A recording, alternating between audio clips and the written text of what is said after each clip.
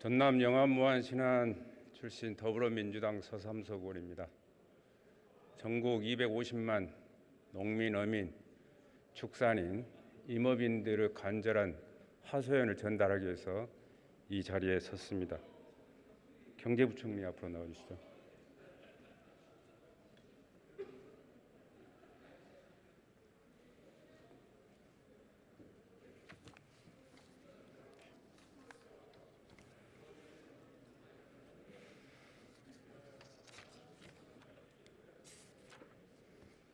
부총리 힘드시죠? 힘내세요. 예.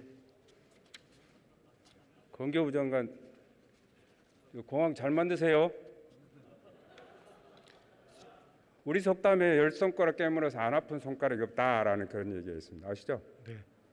그런데 우리 농어민들은 과연 우리가 그 열 손가락 안에 들어가느냐를 저한테 묻습니다. 부총리 의견 어떠십니까? 당연히 농업 분야도 국가 경제의 큰 축으로서 굉장히 중요하다고 생각을 합니다. 정부도 농업 분야의 경쟁력 강화를 위해서 최선의 노력을 다하고 있다는 말씀을 드립니다. 근데 말씀은 맞는데 네 차례 추경을 해서 그 많이 지원해 주시면서도, 그리고 또 영세업자 같은 경우에는 최대 200만 원까지도 직접 주시면서도 농업에서는 2천억이 깎였어요. 그 200만 원 준 것처럼 혹시 농업인들에게도 직접 이 정도 주신 적 있어요? 예, 의원님, 지난해 소상공인을 위해서 여러 가지 재정에서 지원을 하면서 농업인한테 이와 같은 희망 자금을 드린 건 아니지만, 저희가 추경을 편성하면서 농업 부분에 대해서는 이 화훼와 같은 어려운 품목, 그리고 농산물 소비가 안 되는 분야에 대해서 지원하기 위해서 한 5천억 정도의 자원을 확보해서 지원했다는 말씀을 드리고요. 현금 지급은 물론 지원되지 않았다는 말씀을 드립니다. 네, 솔직해 줬습니다. 그 연장선상에서 농어촌의 심각한 그 인력난이 지금 말이 아닙니다. 그런데 중소기업 등 인건비는 지원해 줬어요. 근데 왜 농어촌 안 해줬나? 이렇게 안 해줬다는 것에 대해서 인정을 했으니까 그 정도로 넘어가겠는데, 또다시 그 농업 직불금의 그 소농 직접 지불금이라는 법률상의 엄연한 명칭이 있습니다. 소농을 구분하고 있어요. 그런데 소상공인 자영업자들은 지원했어요. 근데 소농한테는 지원을 안 했다는 얘기입니다. 얘기 한번 해보세요. 예, 작년도에 정부가 2조 4천억 원의 돈을 지원하면서 공익 직불제를 대대적으로 이제 도입을 했는데요. 그 와중에 좀 어려우신 소농이시죠.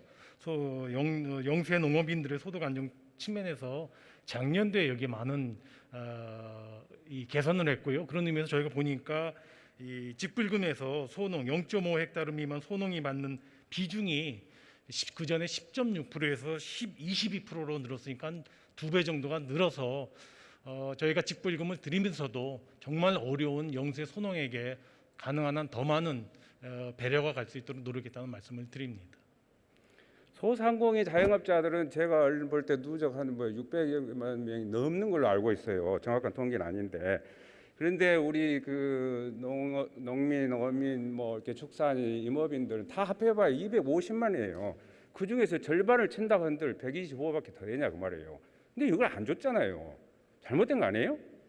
예, 의원님 아까 말씀드린 것처럼 또 작년에 소상공인에게 희망 자금을 드린 거는 이제 코로나와 관련돼서 여러 가지 방역 때문에 여러 가지 제한이나 금지적 조치로 인한 그런 어려움을 드리는 것이었고요. 농업인들께서는 또 나름대로 생산한 농산품이 소비가 안 되는 거라든가 화훼 농가처럼 특별히 어려움을 겪는 농가, 이렇게 맞춤형으로 정부도 좀 추가적으로 지원하려고 노력했단 말씀. 진짜 어려운 사람들한테 국간을 좀 지키세요, 부총리님. 지난해 4월 그 부총리께서 내년 예산 편성 때 농업 분야를 더 집중적으로 지원하는 것에 역점을 두는 게 낫겠다라고 발언하셨습니다.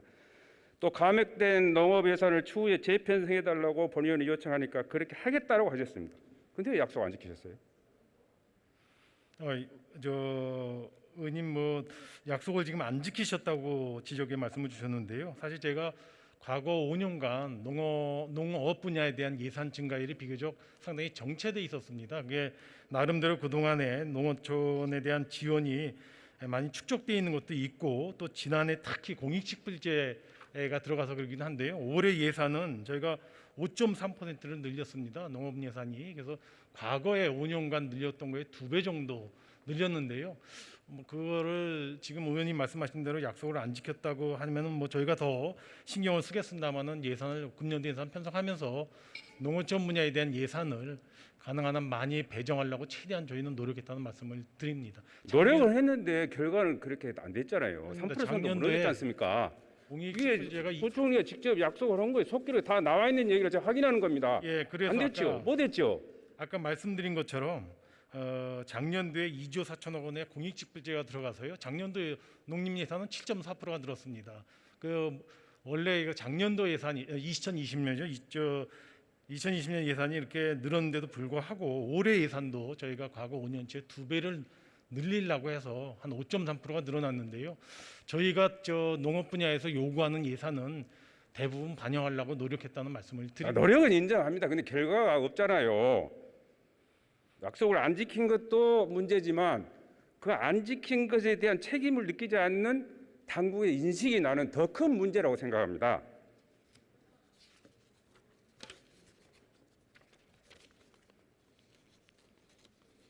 국민 여러분, 더 기막힌 사실도 있습니다.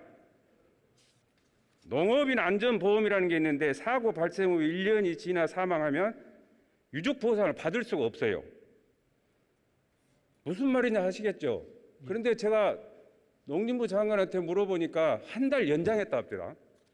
그건 강변입니다. 그래서 기가 막혀서 제가 부총리한테 다시 물어보는 겁니다. 왜 농민은 죽어서도 이 땅에서 이렇게 차별을 받아야 하는 겁니까? 의원님, 그거는 제가 좀 자세한 설명이 필요할 것 같습니다. 괜히 오해가 있으실 것 같아서요. 이 농업인 안전보험은 보험 가입 기간 1년 동안에 있었던 사고에 대해서 보험이 커버되는 건데요. 그러다 보니까 의원님께서 말씀하신 것처럼 1년이 지났을 때, 그럴 때 혹시 사망하신 분의 경우에는 이제 보험 지급이 안 된다는 여러 가지 컴플레인이 있어서 아까 농림부에서 1개월을 일단 추가 연장한 조치를 했다는 말씀을 드리고요. 여기에 대해서는 뭐 정부로서도 더 추가적으로 제도 개선할 사항이 있는지, 그러나 보험의 어떤 기본 원리를 저희가 이렇게 건너뛸 수가 없기 때문에 그러한 범위 내에서 최대한 정부가 이미 그 얘기는 농림부 장관한테 보험은 보험다워야 된다라고 제가 많이 배웠습니다. 그런 식으로 말씀하시면 안 되고 이걸 규정을 고쳐서라도 산재 보험하고 비슷하게 좀 해야 되는 거 아니에요? 세상 어느 나라에 이런 대접을 받는 농민들이 대한민국 말고 또 있겠습니까? 이거 기막힐 일입니다. 이거.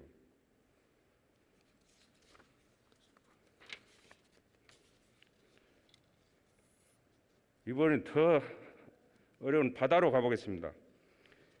하루에 2-3번 타던 여객선을 한 번밖에 탈 수 없는 그런 기구한 운명을 타고 태어난 사람들이 섬 사람들입니다. 왜 그런지 아세요?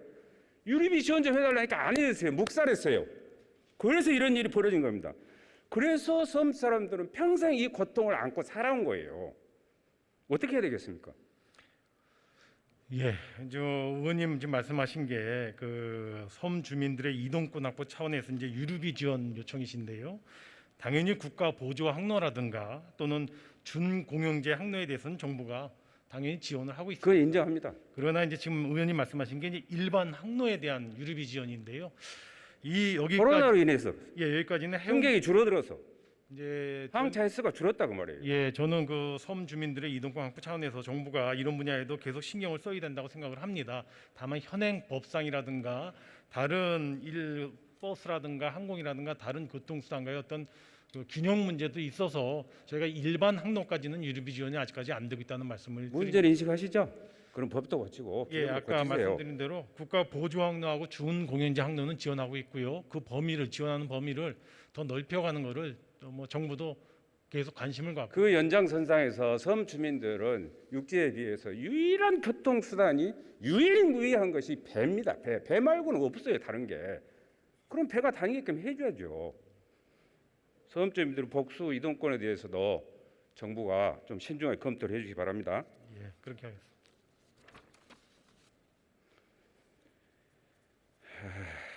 식량 자급 참 위험합니다. 코로나19 이후에 중국 등 21개 국가에서 33건의 농식품 수출 금지 및 수출 제한 조치를 단행했습니다. 알고 계시죠? 그런데 2019년 국내 곡물 작업률은 미안하지만 21%대로 역대 최저치였습니다. 아까 말씀드렸는데 그 와중에 국가 전체 대비 농식품부 예산은 부끄럽게도 7년 만에 3% 선이 무너졌습니다. 억장이 무너지는 거예요. 이거.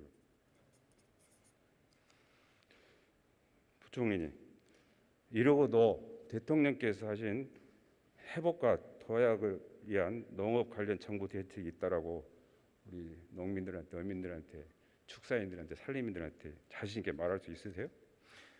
예, 의원님 사실 지금 의원님께서 제가 아마 있는 동안에 가장 많이 농업 부분 예산에 대해서 말씀 주신 의원님이신데요. 사실 저희가 예산을 편성하다 보면은 정부 전체 예산 대비 부문 대비 비중을 이렇게 확보해 달라는 거를 합산을 해보면은 100%가 훨씬 넘습니다. 그래서 저희로서는 부분적으로 이렇게 조정할 수밖에 없는 건데요. 농업분 예산은 절대적으로 GDP의 비중이 또 인구수가 줄어들다 보니까 예산도 그 비중에 있어서는 줄어듭니다. 저는 중요한 것은 농업 경쟁력을 뒷받침하기 위한 사실 꼭 필요한 질적으로 좋은 예산들이 농업 분야에 투입되는 게 중요하다고 보고요. 저희가 뭐 전체적으로 규모도 신경을 쓰겠습니다만 저는 내용상에 있어서 농어민들이 꼭 필요한 것도 농어촌 경쟁력 확보에 필요한 예산 중심으로 해서 가능한 한 최대한 배려하도록 노력을 하겠습니다. 대통령께서 지금 현지에 그 어민들 그 교통 불편 현장에 가 계십니다. 예. 한번 생각해 보세요. 왜 가셨겠는지. 예, 좀더 이국 농무부는 약 21조 원을 농업 분야에 지원하고 이웃 일본 농림수산성은 인력 비용, 그러니까 외국인 대체 인력 비용에 1억 원 상당을 지원한다고 합니다. 우리는 이런 걸 두고 그냥 뭐 부럽다거나 해야 할까요? 우리나라도 농업 지원 대책을 대폭 강화하고 확충 좀 해주시 바랍니다. 그렇게 해주시겠습니까? 예, 뭐 정부가 할 수 있는 최대한 적극적으로 다양하게 검토를 하겠습니다. 여러 생각이 드실 텐데 착잡하신 우리 부총리님 힘내시고 예. 오늘 하신 약속을 또 지켜보겠습니다. 들어가셔도 좋습니다. 예.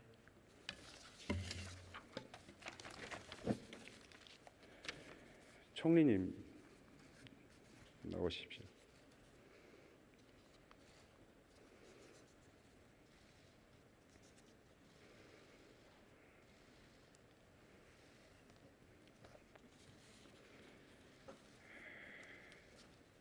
제가 부총리께 질문한 내용에 대해서 총리님께서는 어느 정도 이해를 하시고 계신가요?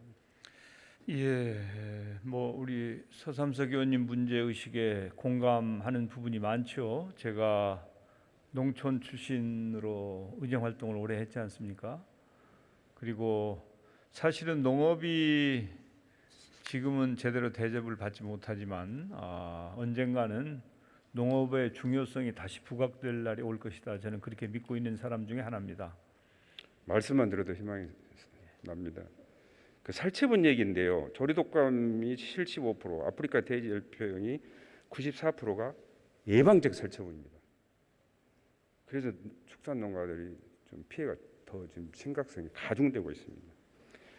반경 3km 살처분 기준이 과학적으로나 법적인 근거가 제가 볼 때는 불분명한 것 같습니다. 좀 살처분만이 정답일까 하는 그런 생각도 듭니다. 어떠신가요?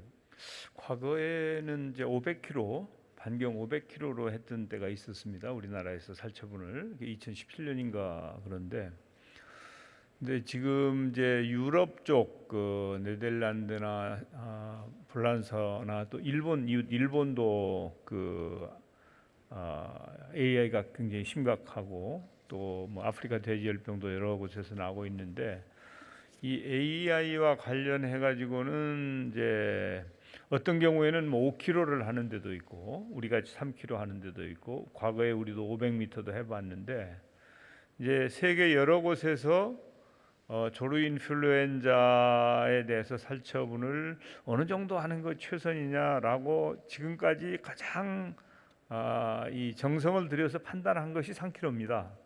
현재 농민들께서는 야, 이 3km가 너무 넓다. 예를 들어서 바로 앞에 이 농장 앞에 큰 높은 산이 있고 그 너머가 사실은 3km도 안 되는데 거기는 전혀 전파될 가능성이 없는데 거기까지 왜 살처분해야 되느냐 이런 그 우려와 걱정의 목소리도 있어서 정부는 지금 이제 철새가 거의 떠날 때가 됐거든요.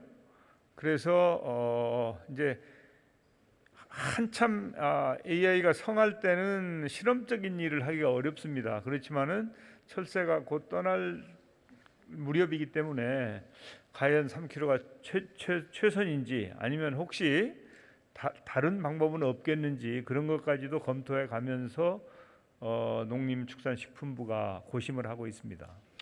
고심해서는 안 됩니다. 현재 축산인들도 문제지만 애교 경로를 통해서 들어오는 토종닭까지도 지금 살처분 위기에 놓여 있다는 그런 소문을 들었습니다. 한번 확인해 보시고요.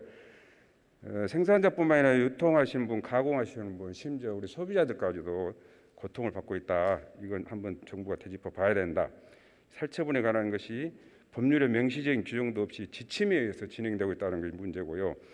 선진 5개국 그 사례를 보시면 발생 농가를 원칙적으로 하고 있습니다. 그리고 뭐 어쩔 수 없이 살처분을 했더라도 정부는 헌법에 명시된 대로 그에 대한 그 상당한 보상을 저는 조속히 현실화해야 된다라는 그런 말씀을 드리고 싶습니다. 어떠신가요? 예, 뭐 지금 정부는 불가피하게 살처분을 하고 있는 부분에 대해서 농가의 피해에 대해서는 최대한 보상을 하기 위한 노력을 해왔습니다. 축사인들에게 더 신경을 써주시기 바라고요. 그 총리 농업소득 비중이 역대 최저치 50년 만에 농가 인구는 5% 미만으로 감소했습니다. 그래서 식량 작업률은 계속 떨어지고 농어촌 소멸위기가 봉착했다는 겁니다. 이대로 가면은 땅에서 농사지을 사람, 바다에서 고기 잡을 사람을 어디서 구하겠어요? 그런다고 해서 국가가 뭐 어느 특정 인력을 동원해서 농사짓고 고기를 잡을 수도 없는 거 아닙니까? 어떻게 해야 됩니까? 예, 농촌은 유지시키고 살려가야죠. 그런데 잘 아시는 것처럼 소멸 위험에 처한 농촌 지역이 자꾸 늘어나고 있거든요. 지금 뭐 이러다가는 100개가 넘는 농촌의 시군이 소멸될 수도 있다. 이제 이렇게들 걱정을 하고 있어서 정부로서는 어떻게든지 농촌을 유지하는 것이 뭐 물론 뭐 이 저 곡물이나 이런 식량 자급과도 관계가 되지만 또 환경 문제를 비롯해서 전체적으로 농촌이 이렇게 소멸되는 것을 그대로 보고 있어서는 안 되고 다양한 노력을 통해서 농촌을 유지해야 되겠다. 그래서 뭐 농촌 신활력 플러스 사업이라든지 또 농촌 365 생활권 구축이라든지 여러 가지 나름대로 정부 차원의 대책을 세워서 노력을 하고 있습니다. 그거 가지고는 안 됩니다. 그것도 당연히 해야 되지만 관행농업의 일환인 소농을 살려야 된다고 저는 생각합니다. 2014년 유엔이 세계 가정농업회를 정했습니다. 2헥타르 미만 경작지를 갖고 있는 소규모 가정농을 말하는 거죠. 이들이 세계 식량 80%를 생산하고 있습니다. 알고 계세요? 예. 이게 뭐 우리나라를 두고 한 얘기 같아요. 우리 정부도 이걸 좀 곰곰이 살펴봐야 된다고 생각합니다. 소농의 중요성을 부각시켜서 여기서 농업 문제를 해결하는 그런 단초를 좀 이렇게 찾아봤으면 좋겠다. 그런 말씀을 드립니다. 육성 정책에 대해서 의견 있으신 말씀해 주십시오.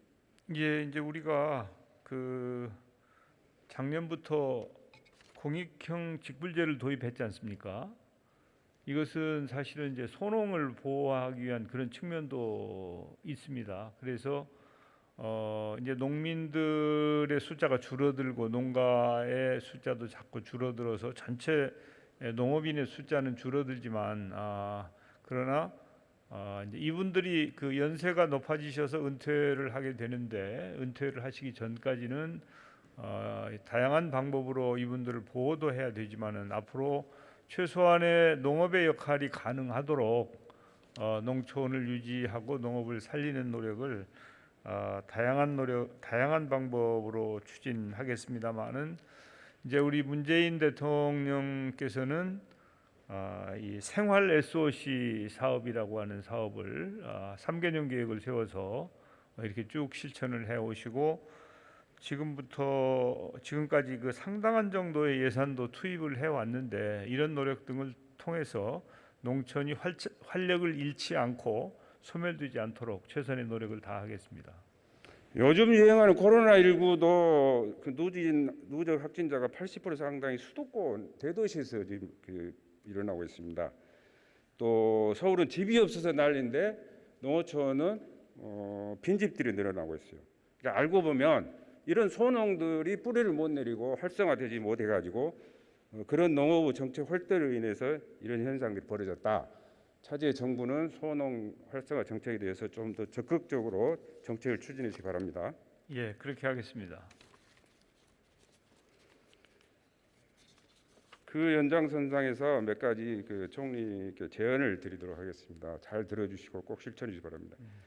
첫째, 식량 자급과 인구 소멸 해소를 위한 국가 노력 의무를 헌법에 명확히 규정해야 하고, 또 국가 재보험을 확대해야 되고, 생산비 보장을 명문화 법제화해야 되고, 여성 농업인들을 위한 지원책을 시급히 시행해야 되고, 지자체와 협동조합 간 상생 협치 모델을 확대 발전시켜 나갈 것을 제가 거듭 촉구합니다. 이 5가지 제언들에 대해서 총리 의향은 어떠신가요? 예, 뭐 필요한 말씀을 해주신 것으로 생각이 됩니다. 현재 대통령 직속으로 농어촌 특별위원회가 있습니다. 그런 위원회들이 아마 이런 정책들에 대한 구체적인 방안도 만들고 해서 농림축산식품부와 함께 이 농촌이 여전히 활력을 가지고 필요한 역할을 할 수 있도록 그렇게 잘 유지 발전시켜 나가야 된다고 생각합니다. 식량 자급과 인구 소멸 문제를 해결하려면 농특위 역할도 중요하지만 그 정도는 안 되고 대통령 직속 가칭 식량 인구 이익을 특별위원회를 저는 설치해야 된다고 생각합니다. 어떠신가요, 총리님? 예, 뭐 그 위원회를 새로 설치할 수도 있지만 그러면 이제 중복의 우려가 있기 때문에 앞서 말씀드린 농어촌 특별위원회를 잘 활용하면 좋지 않을까 싶습니다. 그 정도 갖고는 안 될 것 같은데 의지가 더 분명해야 될 것 같습니다. 그리고 또 하나 제안드리고 싶은 것은 코로나로 고생하시는 그 의료인들 위해서 국민 성금 모금 운동을 추진해 보는 것이 좋을 듯 싶은데 총리님 의견 어떠신가요? 작년에 그 국민들께서 도네이션 그러니까 그 모금 활동을 적극적으로 해주셨어요. 그래서 이제 대구 경북의 코로나가 심할 때 그때 제 기억으로 한 2천억 정도가 모금이 돼서 그쪽 지역에 활용이 되었고요. 그리고 작년 1년 동안에 사랑의 열매를 비롯해서 각종 모금 단체들이 있었는데 그 목표를 초과 달성했습니다.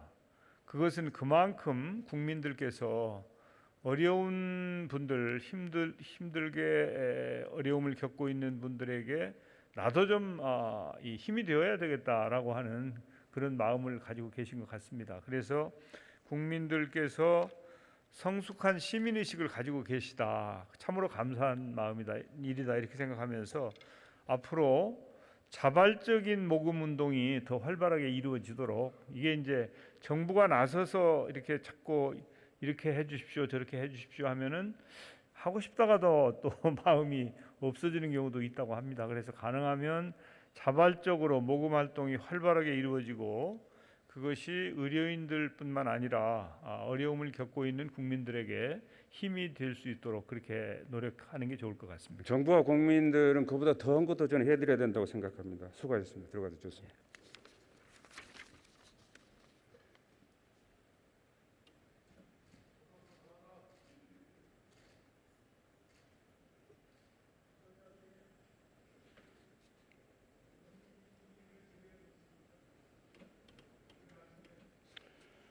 국민 여러분, 기후변화, 식량위기, 인류 소멸의 위기 해법은 오직 농업의 지속 가능에서만 찾을 수 있다라고 확신합니다. 전국의 농수축 산림인 여러분, 오늘 또 추위 얼마나 힘드십니까? 여러분들의 시간은 머지않아 반드시 올 것입니다. 그리고 꼭 와야만 합니다. 우리 모두 함께 헤쳐 나갑시다. 박병석 의장님과 정세균 국무총리를 비롯한 국무위원 여러분, 선배 동료 여러분 함께 해주셔서 감사합니다. 고맙습니다.